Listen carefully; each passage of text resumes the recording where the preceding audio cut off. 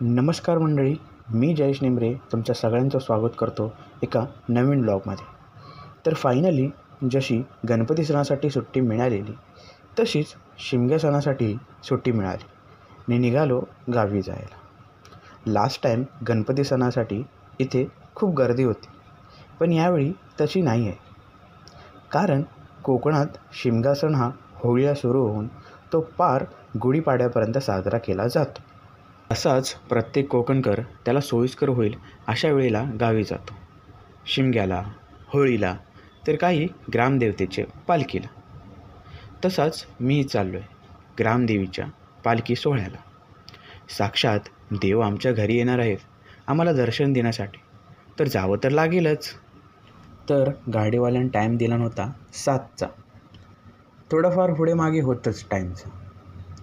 तर फायनली बस आली आणि प्रवासाला सुरुवात झाली. गावी जातानाचा आनंद जो असतो ना, तो वेगळ्याच लेवलचा असतो. अगदी मुंबईतून गाडी बाहेर पडस तर गावचा फील यायला लागला की कोकणी माणसाची अर्धी धास्ती, भीती आणि त्यानंतरची खुशी ही वेगळ्या लेवलची असते. कारण धास्ती यासाठी की ट्रॅफिक लागला तर लेट होणार, आणि भीती याची की गाडीला काही होऊ नये. आणि हे सगळं न होता जेव्हा गावची वाट जवळची वाटायला लागली की चेहऱ्यावरची खुशी ही येणं भागच आहे.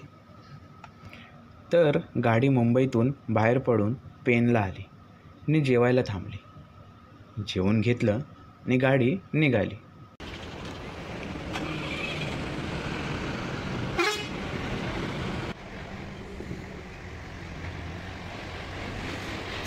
मग मस्त डोळा लागला आणि मध्येच डोळा उघडला.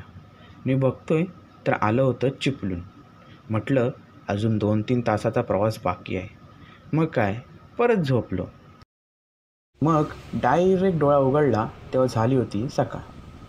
काजू आणि आंब्याची झाडं बघत बघत रस्ता ओळखीचा यायला लागला. काहीच मिनटात उतरण्याचं स्टॉपही येईल. मग फायनली पोचलो चाफेतिटा या स्टॉपला. अजून थोडासा प्रवास बाकीच होता. त्या रस्त्याने मुंबईवरून आलो आणि आता या रस्त्याने घरी जायचं आहे. आणि हा रस्ता जातो तो थेट गणपतीपुळ्याला.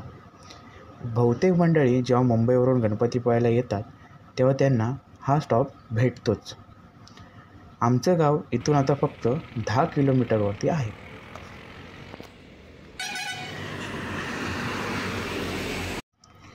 तेव्हाच आमचे दादासाहेब आमच्या गावचे लालपरीला घेऊन आम्हाला घेण्यासाठी आले.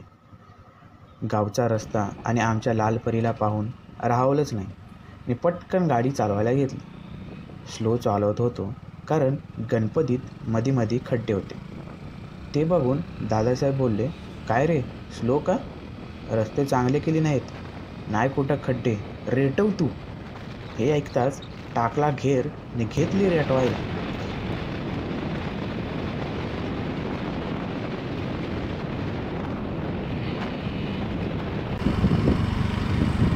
आणि मग आला आमचा हरिफाटा. इथून आत आमची वाडी. हा रस्ता तर अजून चांगला होता, मग अजून रेटवली.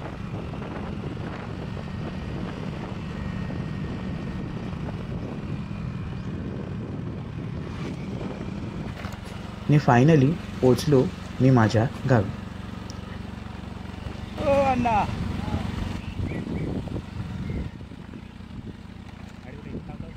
तर मंडळी, भेटू पुढच्या व्लॉगमध्ये, पार्ट 2मध्ये. पहा ग्रामदेवतेचं आगमन आमच्या वाडीत कसं होतं. चला तर मग, राम राम.